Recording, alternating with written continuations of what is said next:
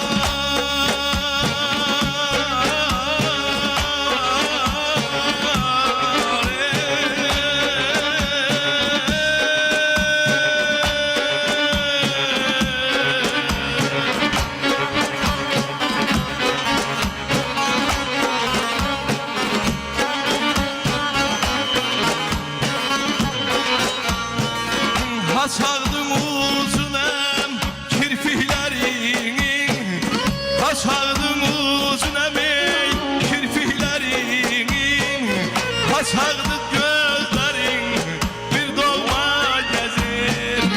Oxunmaz dərdini, ötməz qəmini, oxunmaz dərdini, ötməz qəmini.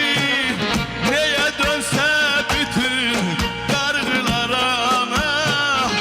atamın qəbrinə, sənin qəlbinə, atamın qəbrinə, sənin qəlbinə.